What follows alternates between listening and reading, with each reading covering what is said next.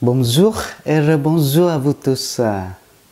Quels sont les 4 piliers du mariage chrétien? Alors, pour les chrétiens et pour l'Église, le mariage s'appuie sur 4 piliers fondamentaux et essentiels pour réussir son mariage.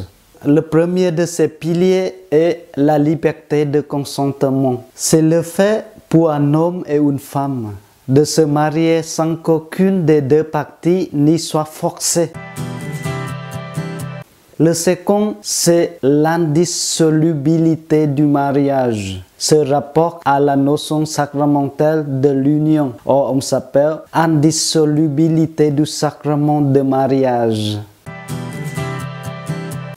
Et le troisième est la fidélité des époux. Quels que puissent être les aléas de la vie de couple, les époux s'engagent dans la durée grâce à la fidélité, en s'appuyant sur le pardon et la réconciliation.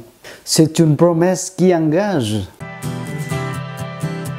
Enfin, le quatrième est la fécondité. La parole donnée crée la vie en introduisant la notion de procréation, d'éducation des enfants et d'ouverture vers les autres. Si l'un de ces 4 piliers vient à manquer avant le mariage, celui-ci pourrait être considéré comme nul, car aimer à la manière de Dieu, c'est aimer dans la liberté, la fidélité, la durée et la fécondité. Ces 4 piliers doivent aider les fiancés lors de la préparation au mariage. Par exemple, on est en train de faire et sont un grand soutien pour traverser les inévitables jours de tempête et fortifier sa volonté d'aimer. Nous allons parler de la liberté de consentement. Le premier pilier du mariage est la liberté de consentement. C'est le fait pour un homme et une femme de se marier sans qu'aucune des deux parties n'y soit forcée. Vous devez être pleinement libre de votre engagement et n'avoir subi aucune contrainte vous forçant à vous marier. Quand 2 personnes s'aiment, ils veulent se marier, il est important que chacun soit libre. La liberté n'est pas seulement dans le choix du conjoint, mais aussi dans le choix de s'engager dans le mariage. La liberté implique une maturité psychologique, sociale et morale en vue d'assumer ses actes. La liberté est invitation à faire place à l'autre tel qu'il est vraiment. La véritable liberté, c'est un équilibre difficile à trouver, à passant effort d'attention mutuelle afin que chacun trouve son épanouissement sans que l'autre en soit pénalisé. C'est le travail toute une vie de trouver sa véritable liberté sans le respect de celle de l'autre. Plus on est libre, plus on s'aime. Plus on s'aime, plus on est libre. Elle est surtout liberté de référer sa vie conjugale à l'évangile et à la vivre en église. Cette liberté-là n'est jamais acquise une fois pour toutes. Elle est invitation cheminée. Dieu est libre et il l'aime gratuitement. Alors, on peut donner un exemple. Je suis libre. Ça veut dire que rien ne me force à me marier. Les parents me forcent. Oh, j'ai un problème d'argent. Oh, je suis enceinte. Alors, il faut me marier. Non, c'est pas ça. Et le jour du mariage, nous posons les questions. Veux-tu être ma femme? Oui, je veux être ta femme. Et toi, veux-tu être mon mari? Oui, je veux être ton mari. Je suis libre. Je choisis de m'engager dans le mariage. T'aimer, me marier avec toi. C'est ma décision. Je suis libre. Toi aussi, tu es libre. Je respecte ta liberté. Tu respectes ma liberté. Chacun est différent. Histoire, famille, éducation, attitude, valeurs, désirs, tout cela est particulier. Tu m'accueilles comme je suis et je t'accueille comme tu es. Je le respecte. Et tu le respectes. Ce que chacun est ensemble, tout cela est notre richesse. Chacun est libre. Alors, comment vivre ensemble librement? Une personne décide, l'autre suit, ne dit pas son avis, s'efface, devient dépendant. Non, c'est pas ça. Oh, une personne décide seule, en autonomie. Ce n'est pas la peine de demander l'avis de l'autre. Non, c'est pas ça non plus. Pour être libre ensemble, je pense à toi, tu penses à moi. Ensemble, nous réfléchissons et nous prenons la décision. Chacun respecte l'avis de l'autre. Si nos avis sont différents, que faire? Écouter l'autre. Chacun exprime ses émotions, joie, tristesse, peur, colère et ses désirs. Discuter vraiment. Il est possible de rencontrer une personne pour nous conseiller aussi. Et une chose importante, prier, lire la Bible peut nous aider à discerner et faire le choix aussi. Ensemble, décider ce qui est le mieux adapté à tous les deux et se mettre d'accord pour que notre couple, chacun soit libre et puisse s'épanouir. Ne pas être empêché par une situation de type, par exemple, je suis déjà marié, je suis très gravement atteint par une maladie psychique, mais aussi ne pas subir de contraintes lors du consentement. La parole qui rend libre. Lors du dialogue initial avec le prêtre, le jour de la cérémonie, le prêtre vous posera la question, vous allez vous engager l'un envers l'autre. Est-ce que librement et sans contrainte? La formule d'échange, de consentement, n'est-ce pas? M'aimes-tu? Mais veux-tu me prendre pour époux? Il y a échange d'un vouloir libre. Il ne s'agit pas de beaux sentiments, mais d'une volonté. Quelqu'un a dit à son épouse, je ne vous ai pas épousé parce que je vous aimais, mais pour vous aimer. Voilà, c'est très beau. Pour devenir libre, le peuple hébreu guidé par Dieu à travers la mer Rouge. Par cet acte de confiance, il a avancé au large et bravé le danger. De même, le couple appuyé sur la prière et les sacrements, confession et Eucharistie, qui revivifie celui du mariage, pourra éprouver sa liberté dans les épreuves et le faire grandir. Quelques questions de vous réfléchir. Liberté, par exemple. Suis-je libre de m'engager avec toi? Suis-je libre vis-à-vis d'éventuelles pressions de ta famille? Suis-je libre vis-à-vis de mon besoin affectif, de ma peur, de la solitude, de mes illusions? Pourquoi je veux me marier avec toi? Quel sens donnons-nous à notre mariage? Voilà. Nous allons parler de l'indissolubilité du sacrement de mariage. Le second pilier est l'indissolubilité du mariage. Se rapporte à la notion sacramentelle de l'union. Amour pour toujours. Pourquoi dans l'Église catholique, le mariage est-il indissoluble? Tout d'abord, c'est Jésus lui-même nous a dit, ce que Dieu a uni, que l'homme ne le sépare pas. Le lien conjugal est indissoluble, car il est établi sur la libre initiative des deux époux, par Dieu lui-même. C'est par le oui des fiancés que ce lien est scellé par Dieu. Et comme Dieu ne répond jamais ce qu'il donne, ce lien est établi pour toujours, comme si les fiancés apportaient chacun à bout de corde et que Dieu faisait en œuvre. Aucun homme ne peut le dénouer. Ensuite, c'est la nature de l'amour. La plus fréquemment avancée est que l'indissolubilité est la veuve essentielle de l'amour. On ne cesse de le redire. Amour rime avec toujours. Deux êtres qui s'aiment et qui veulent s'unir ne parlent jamais d'un essai, d'une tentative, d'une expérience pour voir. Ils disent vouloir s'engager dans une union durable. Ils veulent s'unir pour la vie. Aimer, c'est désirer être aimé par l'autre. C'est désirer être reconnu comme désirable et comme aimable. Deux êtres qui s'aiment éprouvent ce désir-là par rapport à l'autre. S'engager pour la vie, vous vous engagez pour tout le long de votre vie. Ce pilier se rapporte à la notion sacramentelle de votre union. Le mariage crée un lien sacré entre les époux. Ainsi, lors de l'échange de vos consentements, vous prononcerez ces mots « Je te reçois comme époux » pour nous soutenir l'un l'autre tout au long de notre vie. Vous voulez maintenant qui construit un foyer, qui cherche à s'aimer chaque jour davantage et suit l'exemple du Christ. Lui qui a aimé les hommes jusqu'à mourir sur une croix. Dieu s'engage jusqu'au bout en son Fils sur la croix. C'est un exemple à suivre. Le mariage est un pacte d'alliance, à l'image de l'union de Dieu avec l'humanité et du Christ avec l'Église, à l'image de Jésus qui a aimé jusqu'au bout, jusqu'à donner sa vie. L'indissolubilité, c'est un lien sacré où Dieu s'engage, que l'homme ne peut détruire. Il nous est donné pour soutenir la fidélité des époux. Durer toujours, c'est une espérance.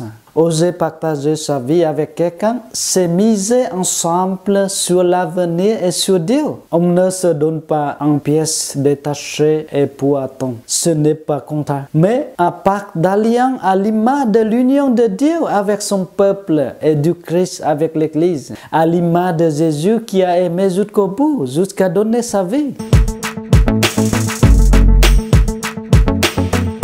On peut se poser des questions sur ce sujet. Suis-je prête à m'engager à vivre avec toi toute ma vie? Qu'est-ce qui pourrait briser notre mariage? Voilà.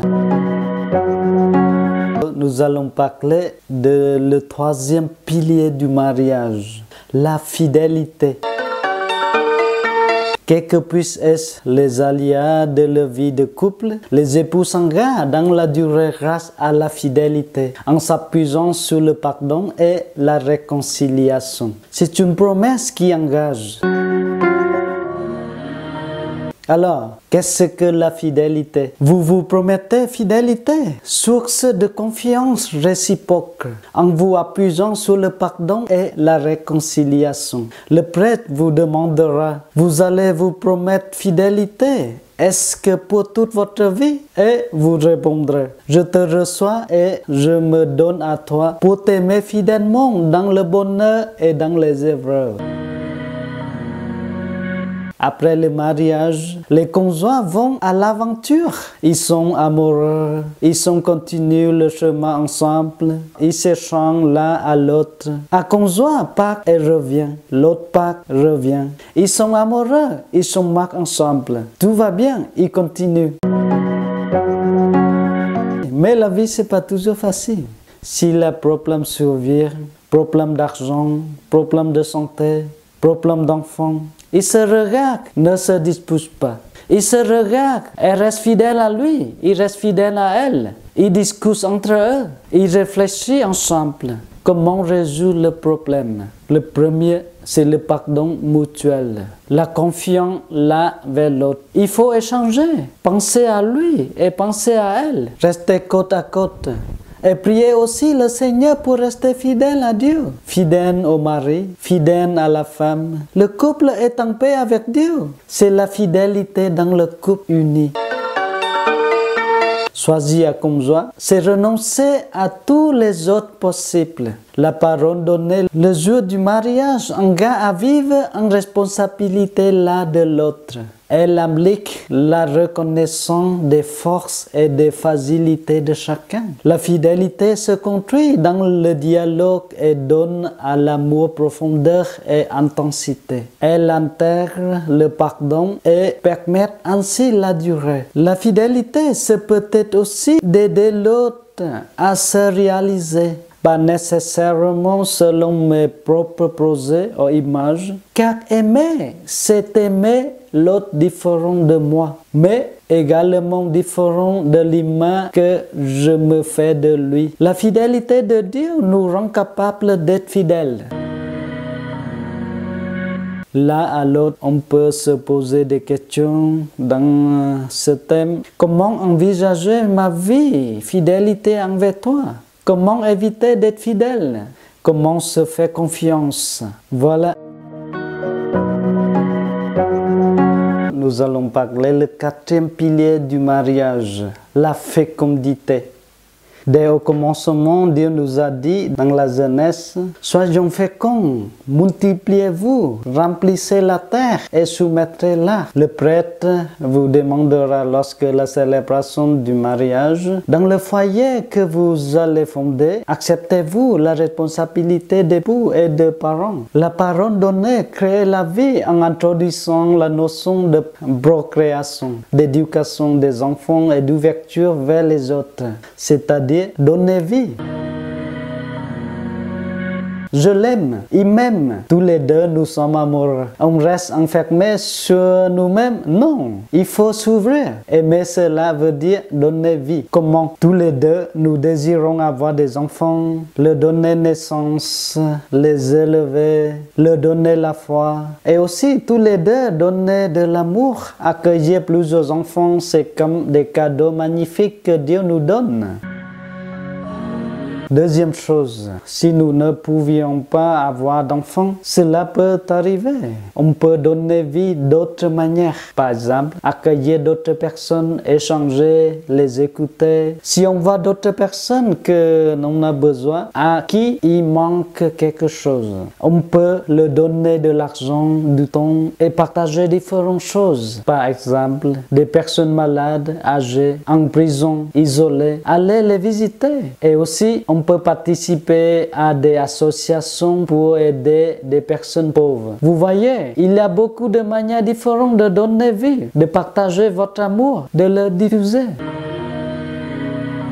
Le chrétien se marie en fonder une famille, avoir des enfants et transmettre le don de la vie. C'est une des responsabilités du mariage que de s'engager à devenir un jour parent et à inculquer aux enfants qui arriveront les valeurs et qui sont les nôtres.